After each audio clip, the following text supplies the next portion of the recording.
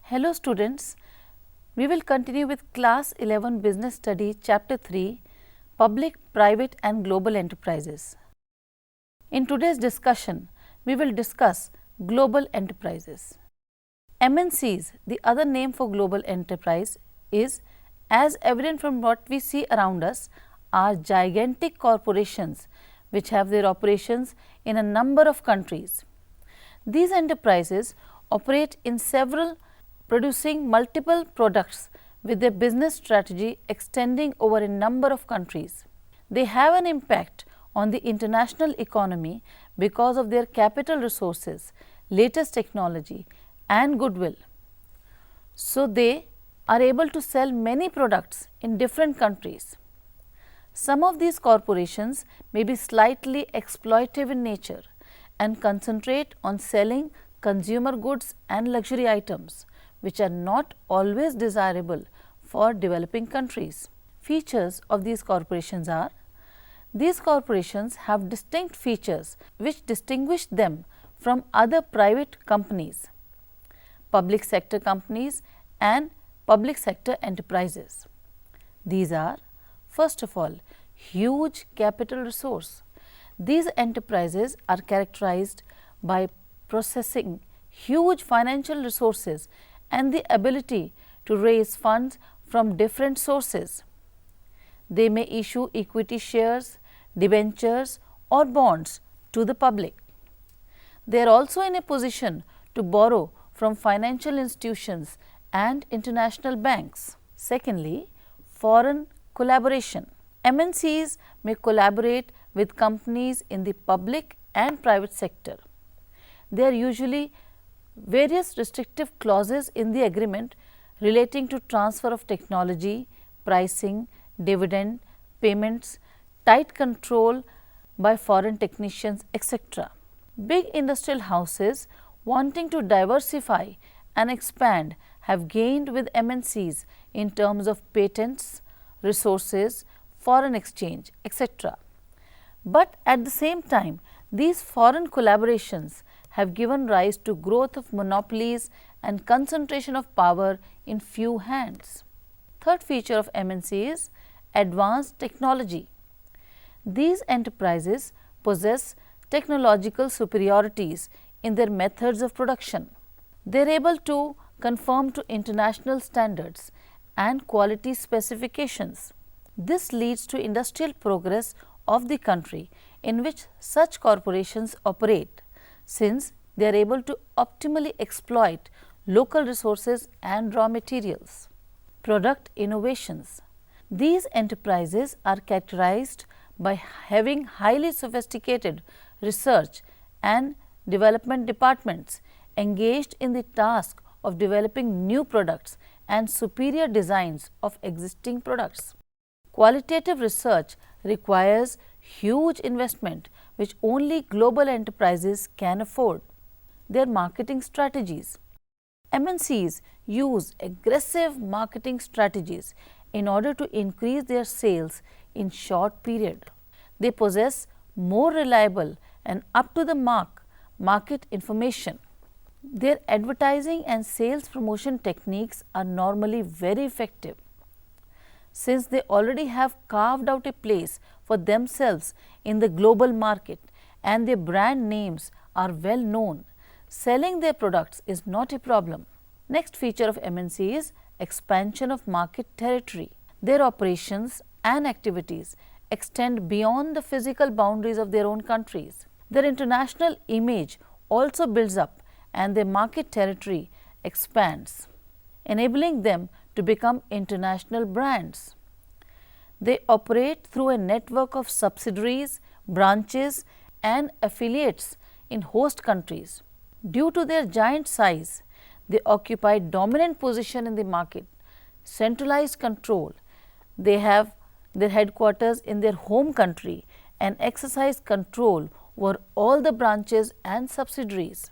Thus, on the basis of its features, we can point out certain benefits of MNCs to the host countries, such as investment of foreign capital. They facilitate transfer of capital from countries where it is abundant to countries where it is scarce. Transfer of technology. MNCs can be used as a vehicle for transfer of superior technology to the developing countries. Creation of job opportunities. MNCs set up facilities for production and distribution of goods and thereby create employment opportunities in the host country. Utilization of idle resources. MNCs help in the utilization of idle resources of the host country and thus generate income for the country. Creation of healthy competition. MNCs increase competitions and break domestic monopolies. Next important feature is professional management. MNCs kindle a managerial revolution in the host countries by professional management and employment of latest management techniques. Growth of domestic firms. MNCs can help the growth of domestic firms to supply them materials, components, etc. Over the years, several ancillary units have grown to provide support to the MNCs. Next benefit of MNC to the host country is higher standard of living. Because of their superior technology, MNCs provide a large variety of quality products to the people in the host country. This helps to increase their standard of living. Integration of the world economy. MNCs facilitate integration of the economy of the host country with the world market. They encourage international business of the host country and also international brotherhood. Despite so many advantages of MNCs, some people do criticize global corporations. Some people argue that MNCs should be turned out of the country due to the following reasons. First, transfer of old technology. MNCs usually transfer outdated technology to their host countries. Secondly, disregard of national priorities. They are bothered only about their interests and not concerned with the problems of the host countries. Next, killing of domestic firms. People prefer products of MNCs as compared to domestic firms. As a result, domestic business gets ruined. Next criticism for MNC is depletion of natural resources. Excessive use of natural resources for production requirement causes their depletion. Next, creation of monopoly power. MNCs dictate their own terms of doing business, which the host country has to agree to. Thus, MNCs are a mixed blessing for the host country as they have both positive and negative impact.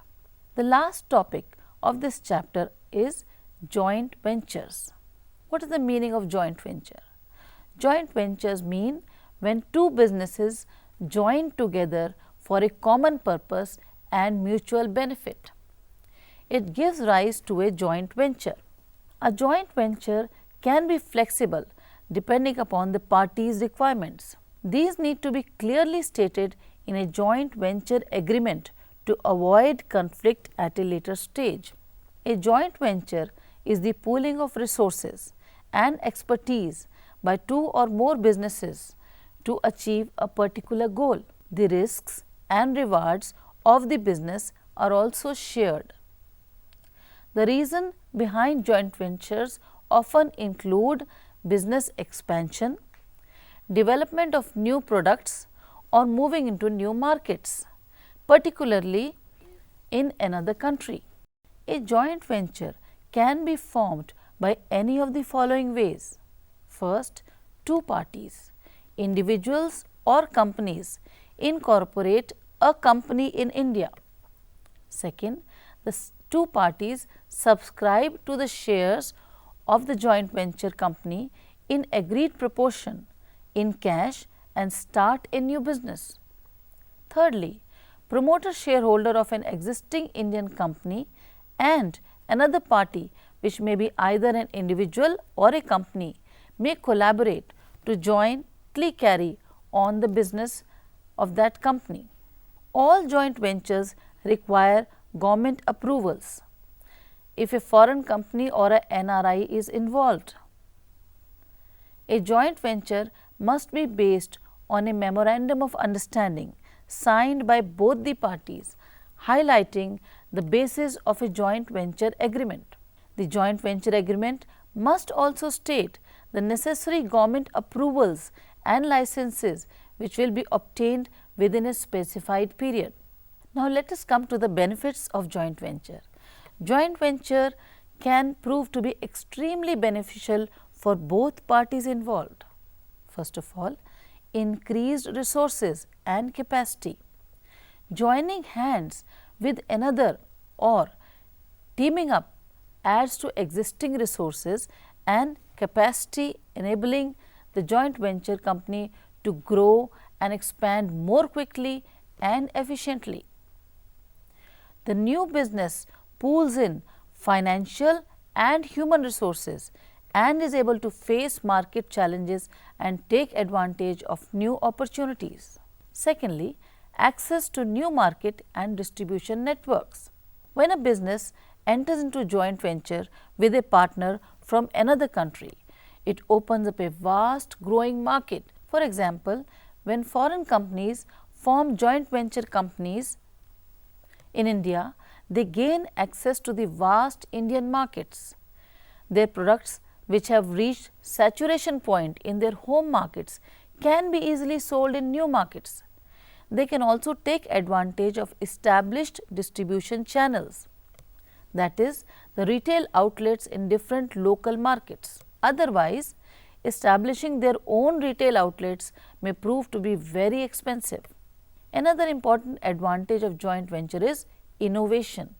Joint ventures allow businesses to come up with something new and creative for the same market. Especially foreign partners can come up with innovative products because of new technology and ideas. Next, low cost of production. When international corporations invest in India, they benefit immensely due to the lower cost of production. They are able to get quality products for the global requirements. India is becoming important global source and extremely competitive in many products. There are many reasons for this: low cost of raw materials and labor, technically qualified workforce, management professionals, excellent manpower in different cadres like lawyers, chartered accountants, engineers, scientists, etc. The international partner thus gets the products of required quality and specification at a much lower cost than what is prevailing in the home country. Another importance of joint venture is established brand names. When two businesses enter into a joint venture, one of the party benefits from the other's goodwill, which has already been established in the market. If the joint venture is in India and with an Indian company, the Indian company does not have to spend time and money in developing a brand name for the product or even distribution system. There is a ready market waiting for the product to be launched. A lot of investment is saved in the process. To conclude, in today's lecture, we have discussed global enterprises, their features, how MNCs are beneficial in developing countries like India, what are the criticisms for MNCs. Then we studied about joint ventures, their meaning, different types of joint ventures and their benefits for both the organizations. In the next class, we will begin chapter 4, that is business services. Thank you.